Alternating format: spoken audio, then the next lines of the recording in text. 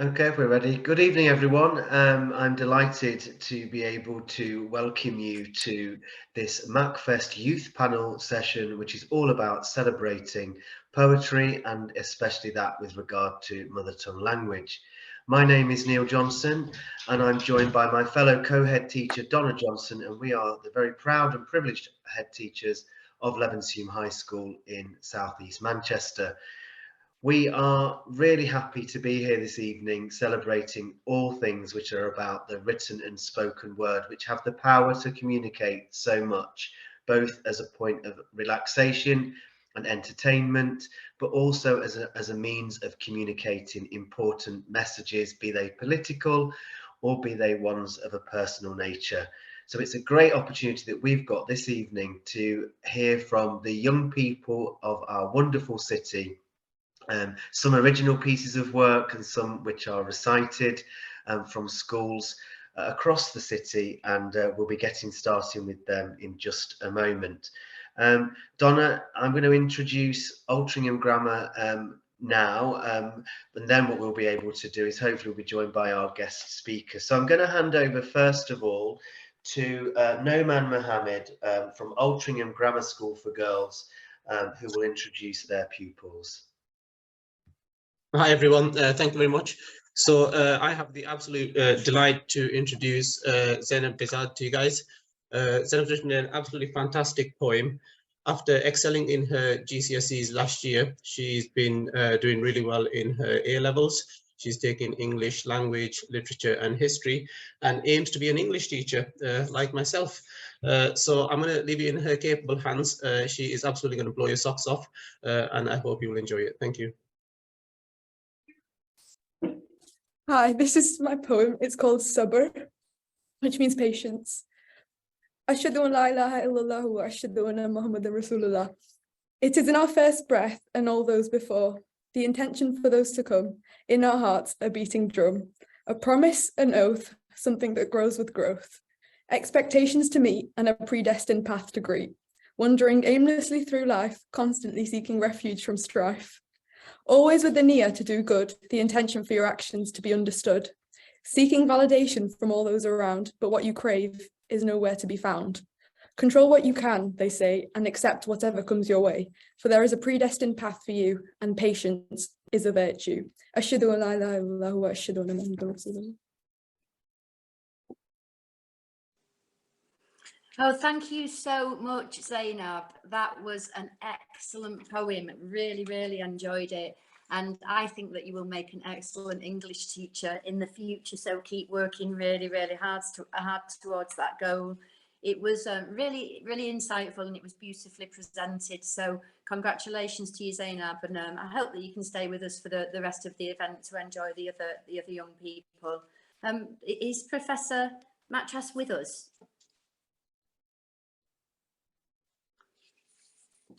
Okay, so we will. He's not here. Okay, so I'm going to hand over to Sidra Chowdhury from Withington High School for Girls, who will introduce her students who are each going to present to us. So over to you, Sidra.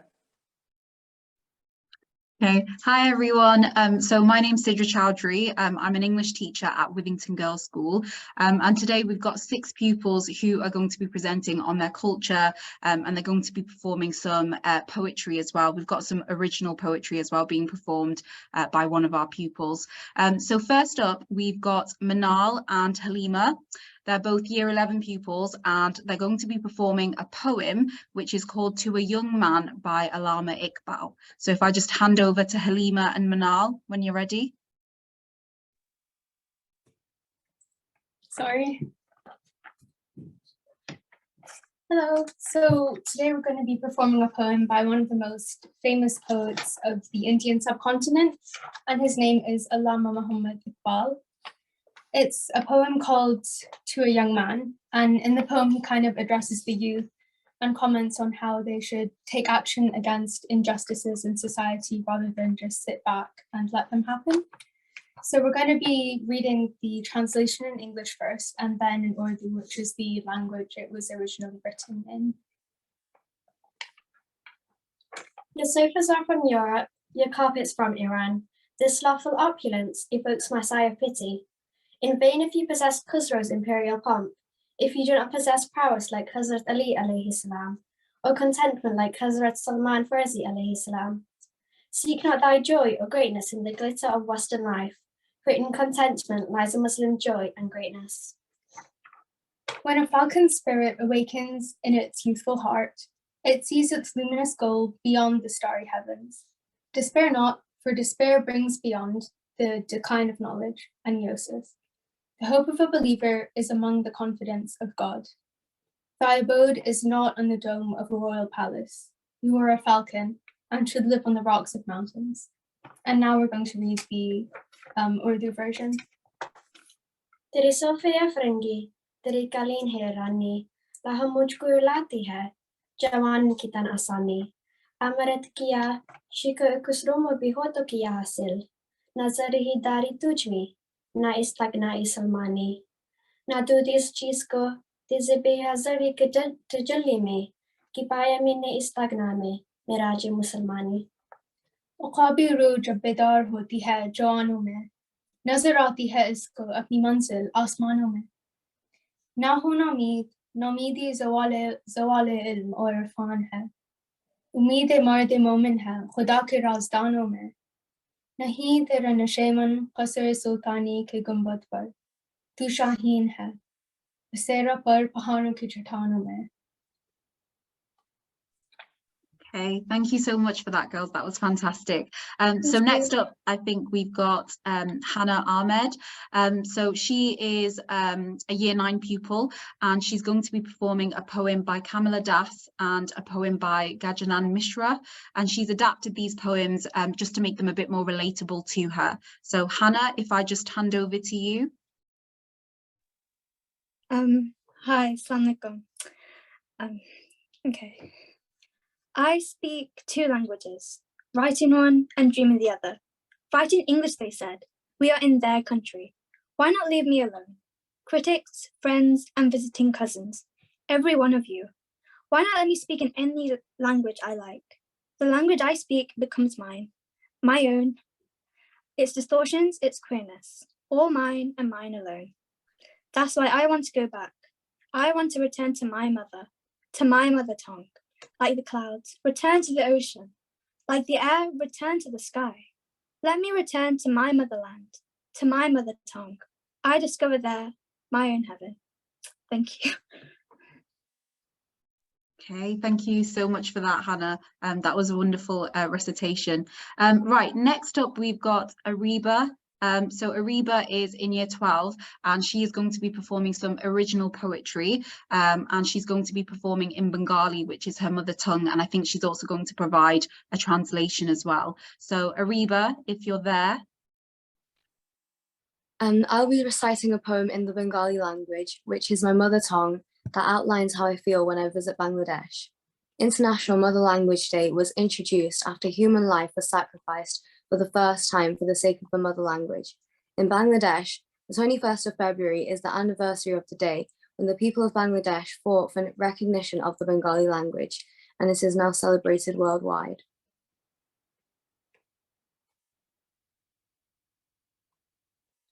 বিমান থেকে যখন ঢাকা শহরে নামি, ঘাম ছুটার পর মনে হয় বাসায় আসছি আমি।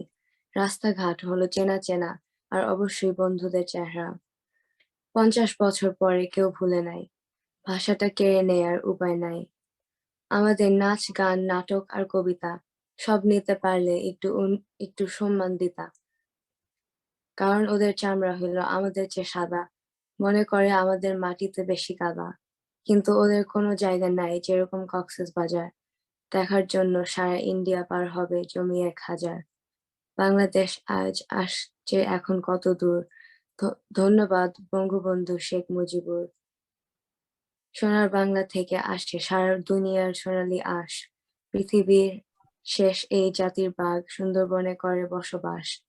ঘুম আসে খাওয়ার পর মাছ ভাত, যদিও শব্দ হয় সারা রাত। গল্প করে এই সময়গুলো কাটাবো, বিদেশে ফেরার পর আবার সব হারাবো। And this is the English translation. When I get off the plane in Dhaka City, after breaking a sweat, I feel like I've arrived home. The streets are so familiar, and of course my friends' faces. After 50 years, no one has forgotten. There is no way to take this language. Our dancing, singing, and poetry. If you could take it, then you should give a little credit. Because their skin is lighter than ours, they think that our land is too muddy, but they have no place like Cox's Bazar. They will cross the whole of India and 1,000 pastures. Bangladesh has come so far today, thanks to the father of the nation, Sheikh Mujibur. The whole world's golden fiber comes from Bangladesh. The last of the Bengal tigers on this planet roam in the Sundarbans. After eating fish and rice, you'll feel sleepy, even though there is noise all night. I'll spend these times chatting. After returning to this country, I will lose it all again. Thank you. Okay, thank you so much for that, Ariba. What a lovely original poem, and your pronunciation is fantastic as well. Okay, so we're going to move on to Zaynab. So Zaynab is going to briefly explore the history of Urdu, the effect that it's had on the English language, and she's also going to talk about the importance that Urdu, which is her mother tongue, has had on her life as well. So Zaynab, if I just pass over to you. So hello, assalamu alaikum. My name is Zaynab Mazhari, and it is my great pleasure to be a part of this panel. I'm going to talk about a little bit about the Urdu language and some key aspects relating to it. So I'll be starting off briefly by explaining the history of Urdu, and I will then be moving on to sharing some English words that have been derived from Urdu. Following this, I will then be sharing a few couplets on the Urdu language. And finally, I'll be talking about the importance of Urdu in my life and how it has shaped me as a person. Urdu, like Hindi, is a form of Hindustani, which is derived from Persian and Sanskrit. Some linguists have suggested that the earliest forms of Urdu evolved from the medieval Abhramsa register of the preceding Shoraseni language, which was a Middle Indo-Aryan language. The name Urdu was first used by the poet Ghulam Hamdani Mushafi around 1780 for Hindustani. For many centuries, Urdu has been a popularly spoken language in and around the Indian subcontinent, and India is reported to have the largest number of Urdu speakers in the world, with many regions in India having it as their official language, one of which is my region, Bihar. Many words in English are derived from Urdu. The English word cot comes from the Urdu word khat, which is a traditional outdoor woven bed. Jungle has a phonetic resemblance to the Urdu word jungle, and both have the same meaning. The tropical storm typhoon comes from the Urdu word tufan, which means a violent gust of wind. The slightly archaic word for conman is thug, which comes from the Urdu word tug, which has the same meaning. Pajama comes from the Urdu word pajama, which translates to the robe of the legs. The word khaki or khaki is the same in both languages and comes from the Urdu word khak, meaning dust or ash. I'll now be moving on to a few couplets about Urdu. Manish Shukla writes that बात करने का हसीन तौर तरीका सीखा हमने उर्दू के बहाने से सलीका सीखा, which translates to I learned the beautiful way of speaking. Through learning Urdu, I learned skill. This shows the beauty and the complexity of the Urdu language that sometimes goes unnoticed. Another couplet from Ahmed Wasi displays this sentiment in a different way. वो करे बात तो हर लफ्ज़ से खुशबू आए, ऐसी बोली वही बोले जिससे उर्दू आए, which translates to, when they speak, it is as if every word they utter is fragrant. This is only possible when one speaks Urdu. Urdu for me is so many things. It is my heritage, my culture, my sense of identity, my individuality. Speaking Urdu and writing my own Urdu poetry gives me a sense of belonging. It's something that connects me to my ancestors, from my great-grandfather and renowned Urdu poet Allama Jamil Mazhari to my grandfather and fellow poet Hassan Shakil Mazhari. It is the link between generations, something that strengthened and enhanced my bond with my grandparents. Learning Urdu with my late grandmother was something I adored growing up, and after her death last year, the language still holds an incredibly special place in my life, something that I strive to preserve. Urdu is what makes me, me. It's my family heirloom, something that I take pride in. When I go to India and see my family, Urdu is what connects us. Urdu is in the soil of my motherland, the hearts of my forefathers, and most importantly, in all aspects of my life, past, present, and future. And that's why I always say, Meri Zaban, Meri Pehchan. My language is my identity. I would like to thank Ms. Chowdhury, Hanan and Qesra for this amazing opportunity. And I would like to leave you with a couplet from Irfan Siddiqui. उठो ये मंजर शब तब देखने के लिए कि नींद शर्त नहीं ख्वाब देखने के लिए. Awaken yourself so that you may see the night. Dreaming is just not conditioned to your sleep. Thank you so much for listening and your time. Okay, thank you so much for that, Zaynab. That was a beautiful presentation on Urdu, and it was great to see the links between Urdu and English as well, so thank you for that. So finally, we've got Dalia. So Dahlia is in year 7 and she's going to be performing a poem / song in Arabic about Baghdad. So Dahlia, if you are there, you could just turn on your camera. Oh yeah, sorry. Yeah. So I'm actually going to be performing it in 2 languages so you can all get the translation. Okay. So first I'm going to start in English. Baghdad poets and pictures are the time gone and the scent of perfume. Oh, thousand nights, oh, complimentary weddings. The moon washes your face. Baghdad is glory and splendor as long as you travel to them. In the days of conquest, you are his core. I will put his ring in the rain. Oh, he who finds me and denies me out of caution, and our way is out of caution. There is no blame between you and me. You deny me and apologize. I am the agony of the poets, their estranglement, and the grief of what they composed and what they prose. And the love of the people of the earth, attendant plants me here and removes attendant from me. Your eyes, O Baghdad, are a song in which existence is sung and summed up. The free people are not mentioned in a homeland, except that your people mentioned them most high. Now I'm going to go to perform it in Arabic. Okay, so stop. بغداد والشعراء والصور ذهب الزمان وضوء المطر يا ألف ليلة يا مكملة الآواز يغسل وجهك القمر بغداد هل مجد ورائعة ما كان منك إليه ما سفر يا ما أنت الفتح ملعبه ألا يخط جناحه المطر يا من يواجدني وينكرني حدوا وإن مطري كان لحدا بيني وبينك ليس من عتب هجيت تنكرني وتعتذر أنا لوعة الشعراء غربتهم وشجي ما نظموا وما نثروا أنا أحب أهل الأرض يسعني وتهن ويشيل بي وطر عيناك يا بغداد عيناك يا بغداد أغنية يغني الوجود بها ويختصر لم يذكر الأحرار في وطن إلا أوه أهلاك على ذكره. That's it. Okay, thank you so much for that, Dahlia. That was beautiful, the way that you recited it in Arabic. Well done. Yeah, so that's it from our 6 pupils. I think they've done a fantastic job. And yes, I'd like to thank Kaysra and Hanan for the opportunity. So thank you so much.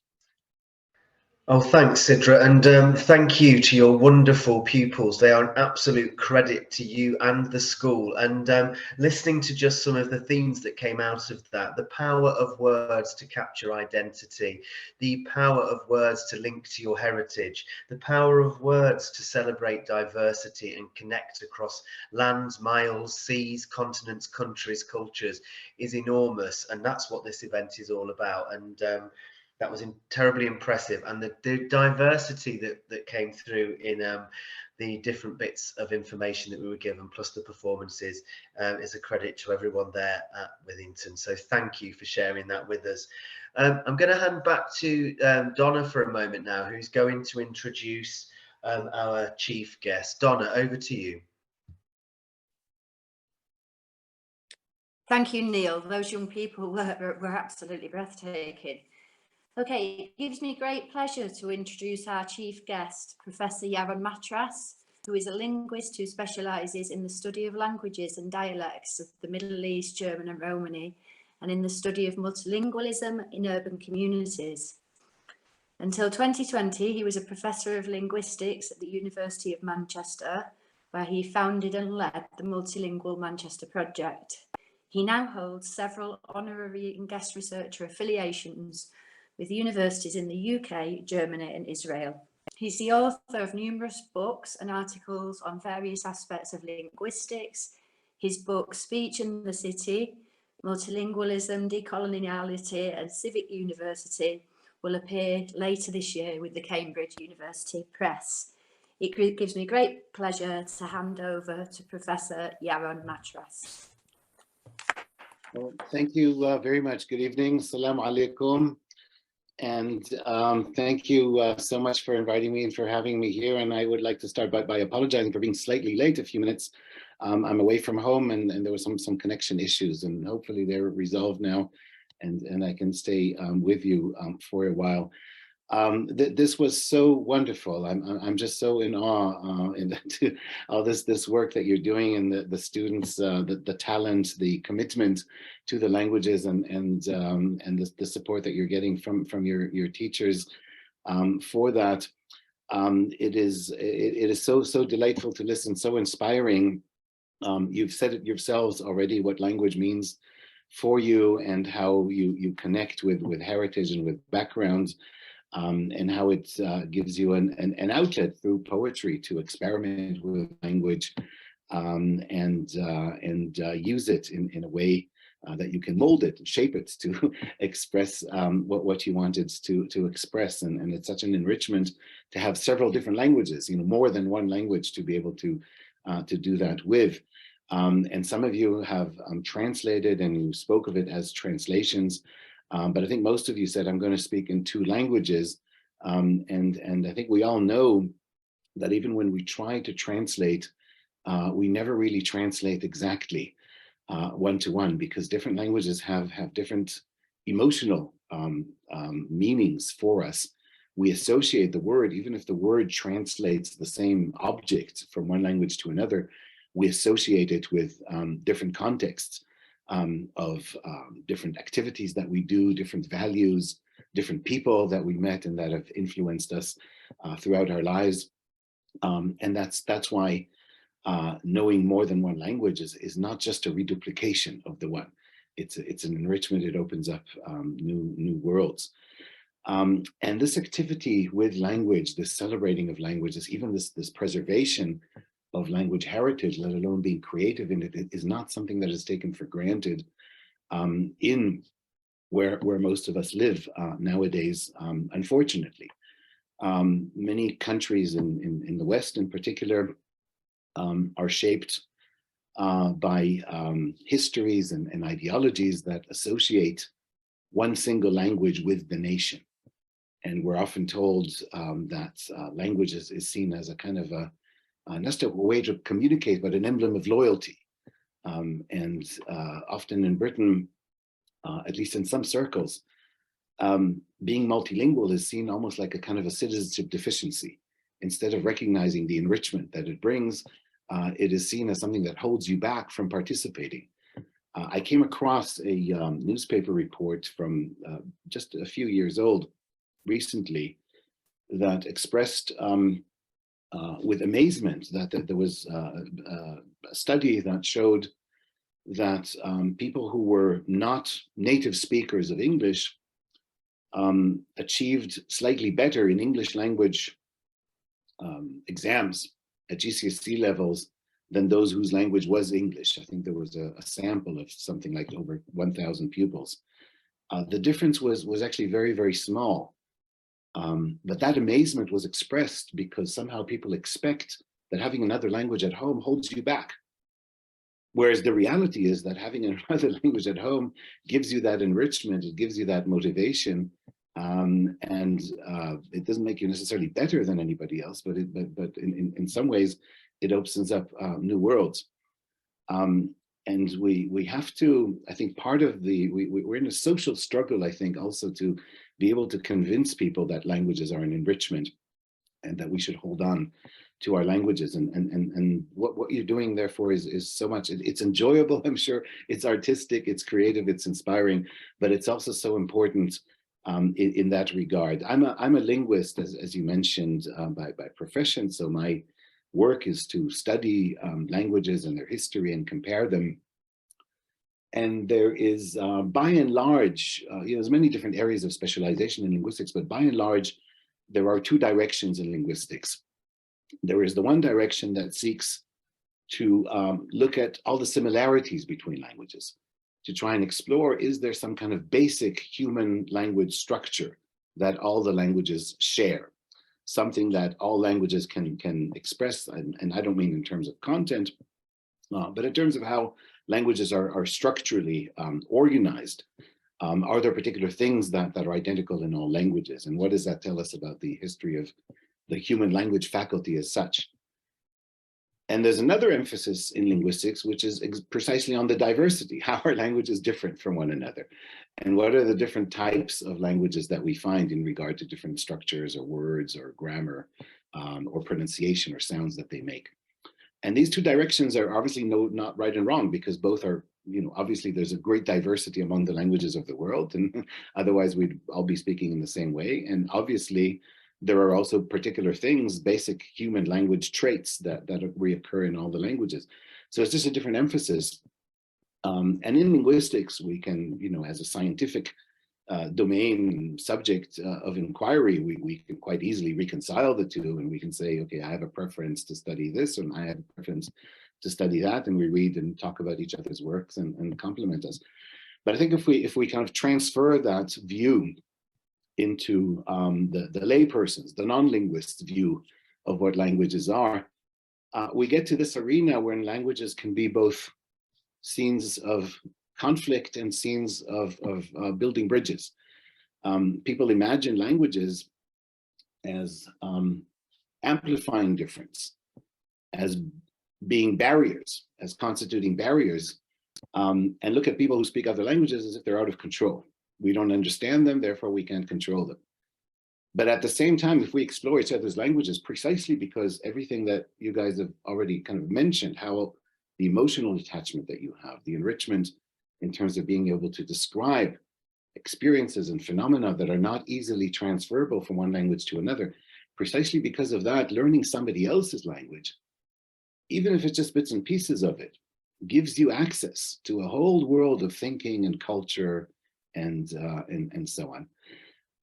And that's what fascinated me in languages, and that's how I got into studying languages. I grew up in Jerusalem, which is, as you know, one of the holy cities for Islam and for other religions. And Jerusalem is a multilingual city. It's, of course, notoriously ridden by conflict and tensions among groups. But it's also a place where for thousands of years, groups of speaking different languages and with different traditions have lived side by side. And for me, the experience of growing up in a city that was so multilingual was what set me on the course of permanent curiosity toward other languages and other cultures, and that has been enormously enriching in my life. And so I think that for me, there's been actually almost nothing as worthwhile as learning new languages and getting access to some of the ways of thinking and activities and culture and so on that people have who have those languages. And I feel almost impoverished on those occasions where I visit countries where I don't know the language. I feel very uncomfortable, actually. I try to make an effort to learn a little bit, at least if I don't already know a little bit of that language. So I'll end there. I don't know what the plan is now for the continuing discussion, but I hope that I've given a bit of a perspective from the linguist's side. But I just like to say again, we can study languages and look at grammar descriptions and look at their history, and there were some fascinating comments were made about the history of Urdu, for example. But it's simply this immersion in the creativity and the passion that you have for your languages that is so fascinating. Maybe let me just add one more point.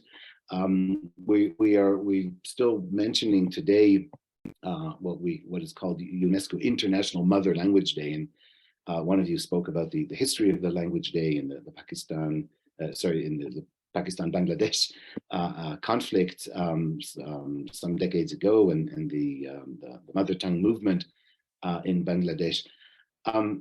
What do we mean today? And I'm not trying to kind of change the concepts and scramble them completely, but I think there's room for reflection in the situation that we find ourselves today, that we have the languages that we have from our parents, from our grandparents, perhaps. What does it mean to have a mother tongue, a father tongue, a native language, a first language? We're in a world today where these terms require some critical reflection. It's not self-evident anymore what a native speaker is.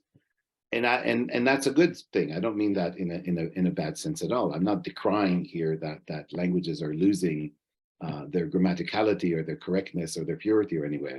To the contrary, we grow up multilingually. Many of us, we grow up with different languages. We don't speak them in the same context necessarily. We speak them for different purposes. We use them with different people, and so we have different proficiencies in them, and that's absolutely all right.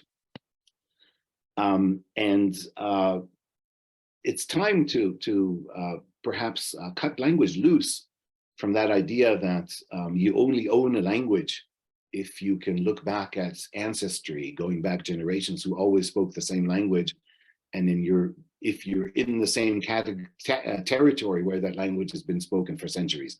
We use languages all over the world. We carry them with us. We learn new languages. We are creative. We contribute to other people's languages.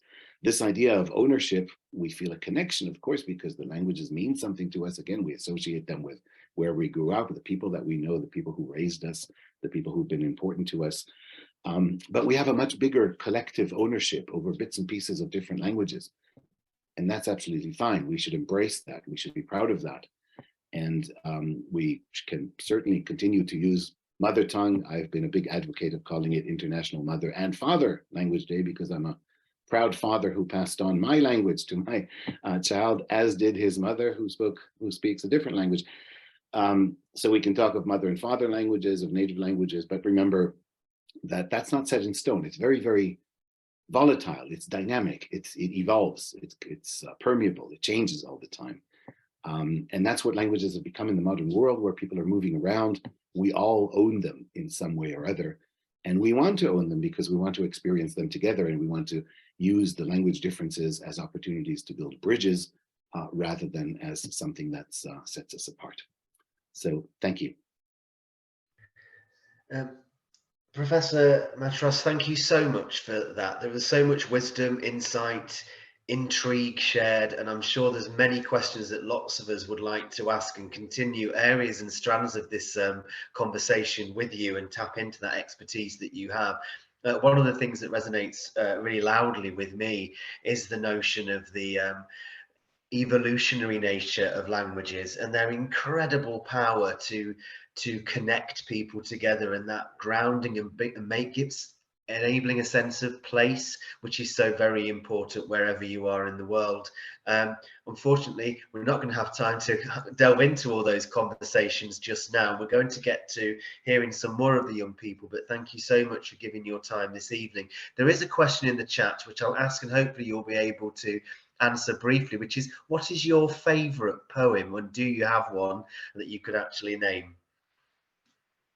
Yeah, that would have been a nice, simple answer, but unfortunately, no, I'll have to pass on that one today.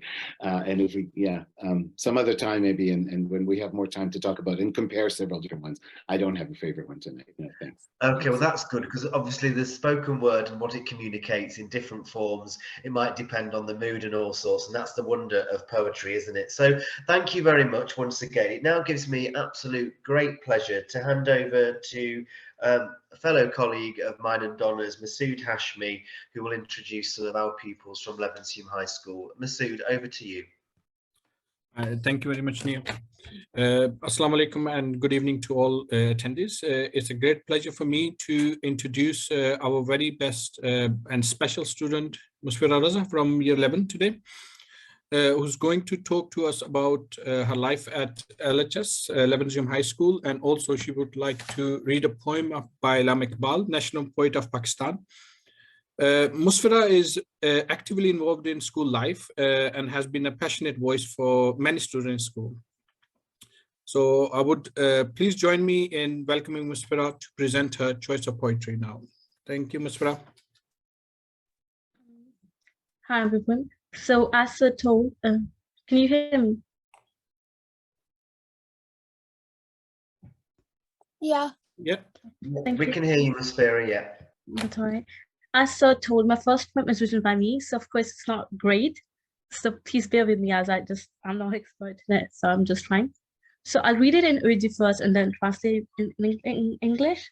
So as you know, I'm in year 11 and my school's going to finish in 3 months. So it's just about all the memories and fun I had in my school. So I'll start it.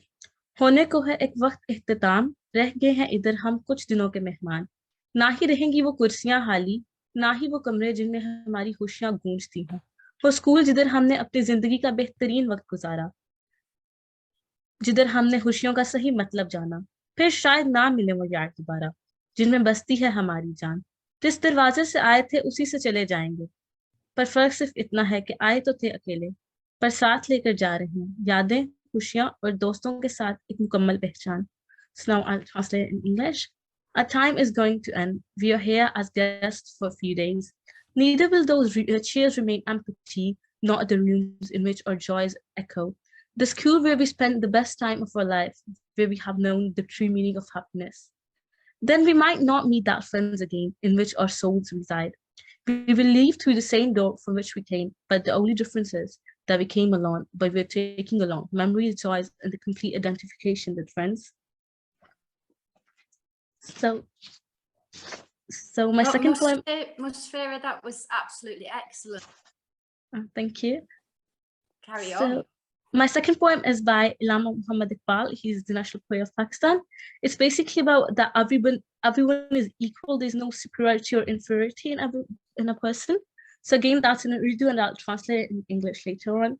कोई पहाड़ ये कहता था एक गुलहरी से, तुझे होश शर्म तो पानी में जाकर डूब मरे, जरा सी चीज है इस पर गरूर क्या कहना, ये अक्ल और ये समझ ये शौर क्या कहना, खुदा की शान है ना चीज बन बैठे, जो बेशौर हो या बातमीज बन बैठे, तरी बसात है क्या मेरी शान के आगे, जमीन में पुस्त मेरी आन बान के आगे, जो बात मुझ में है तुझ में वो नसीब कहाँ, भला पहाड़ कहाँ जानवर गरीब कहाँ ये सुन के गुलहरी ने मुंह संभाल जरा, ये कच्ची बातें हैं दिल से उन्हें निकाल जरा, जो मैं बड़ी नहीं तेरी तरह तो क्या परवाह, नहीं है तू भी तो आखिर मेरी तरह छोटा, हर एक चीज से पैदा खुदा की कुदरत है, कोई बड़ा कोई छोटा ये उसकी हिकमत है, बड़ा जहान में तुझको बना दिया उसने, मुझे दरख्त पे चढ़ना सिखा दिया उसने, कदम उठाने की ताकत नहीं जरा तुझ में,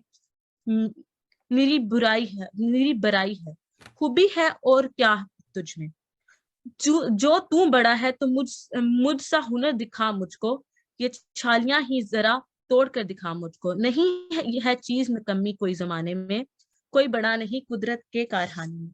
So I'll translate it now. A mountain was saying to the squirrel, commit suicide if you have self-respect.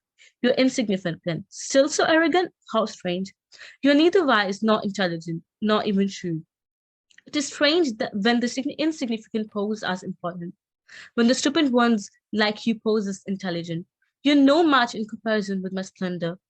Even the earth is low compared to my splendor.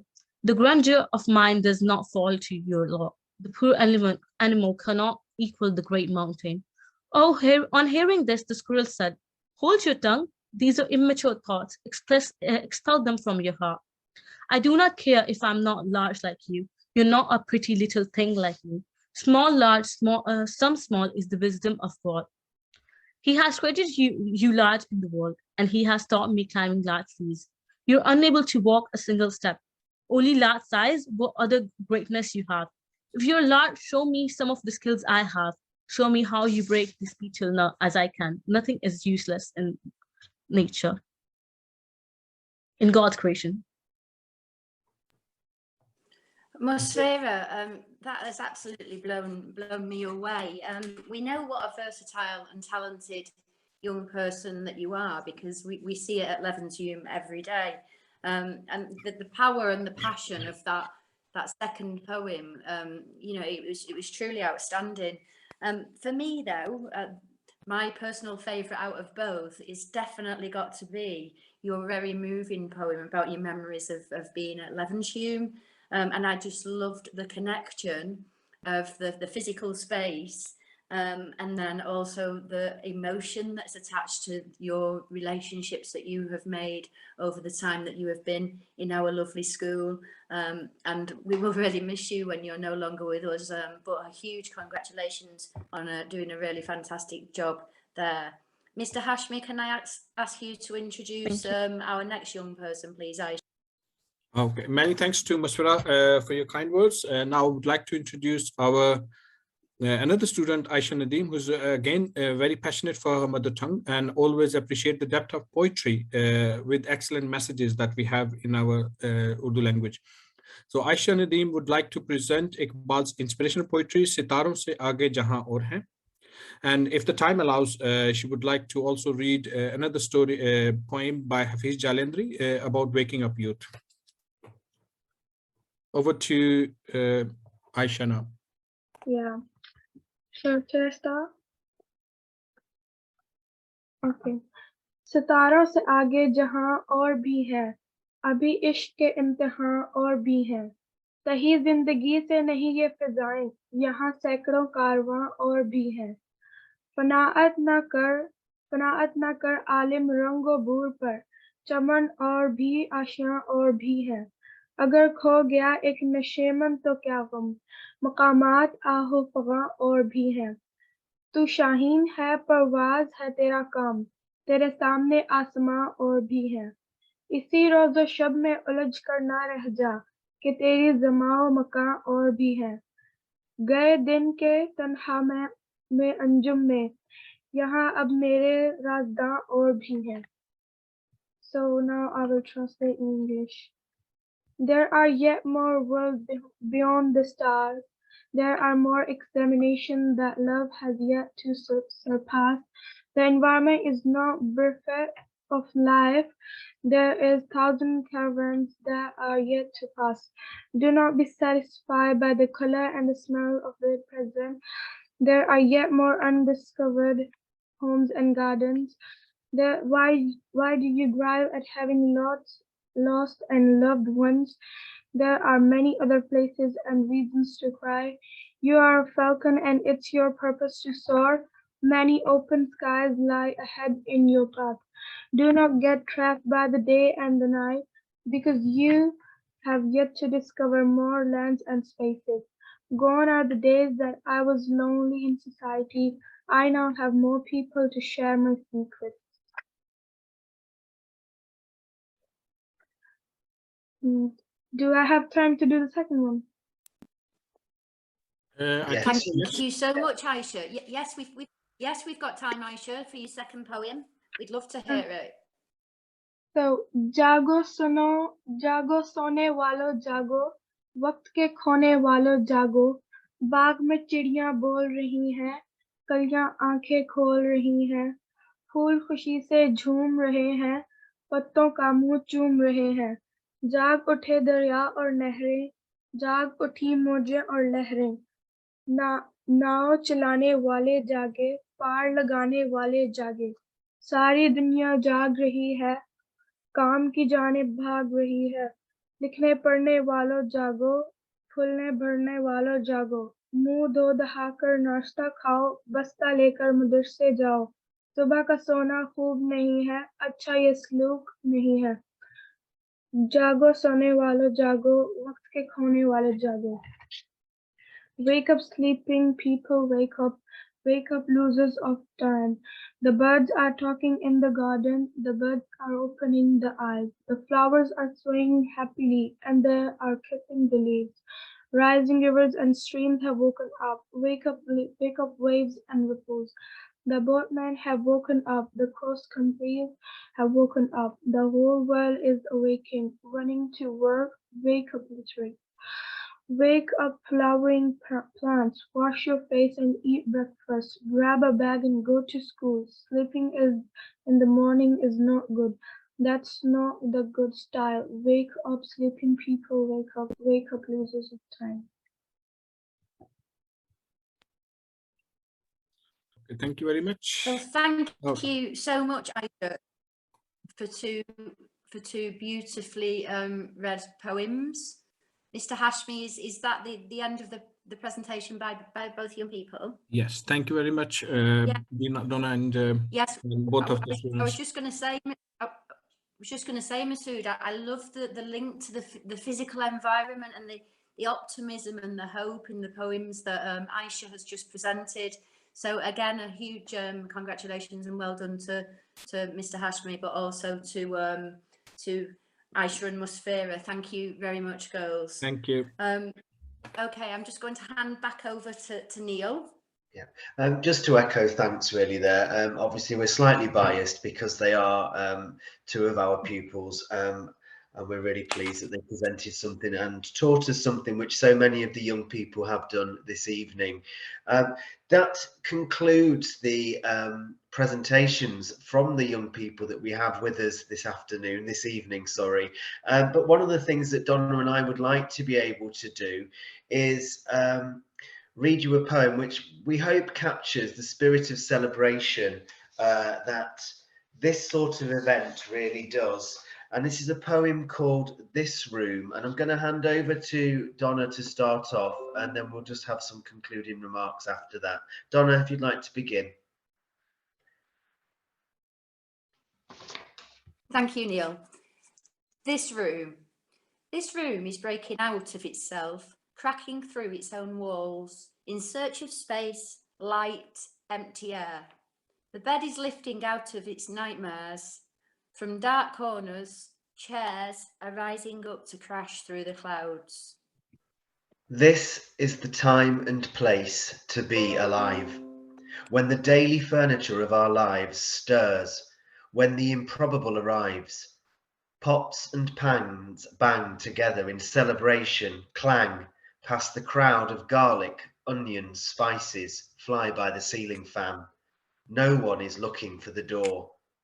In all this excitement, I'm wondering where I've left my feet and why my hands are outside, clapping. That poem is written by a lady called Imtiaz Darka, and you might have heard of it before. And the reason we chose it was absolutely to capture the sense of celebration when noises, sights, sounds and smells all come together in a celebration. And there's a line that says no one is looking for the door, and I hope that no one is looking for the door as the exit out of this evening's event now, because we have been absolutely astonished and amazed by the absolute high quality presentation that we've had. Yeah, thank you so much, both of you. You've done a fantastic job, mashallah. You really have brilliantly. And thank you so much to our brilliant poets. It's been wow throughout. It's been one of the best sessions we've ever had, mashallah. And thank you to the wonderful schools who've taken part, and the teachers and the heads. A massive big thank you for supporting your students, for showcasing their work, and for giving us your valuable time after a hard day of work on a Friday to be with us. So thank you, Donna. Thank you, Neil. Thank you, Naman. Thank you, Sidra. Thank you, Jen Bayliss. And if there's any other teachers I don't know, thank you so much. And then many congratulations to everyone who's taken part in MACFEST 2023. And of course, massive thank you also to our attendees who join us for giving us their time. So please, tomorrow, do join us for Arab wedding from Sudan, from Morocco, from Egypt. And then Sunday, we're back with the Youth Festival, amazing 5 students from around the world talking about the environment around the world. So thank you so much and good night. And Assalamu alaikum wa rahmatullahi wa barakatuh.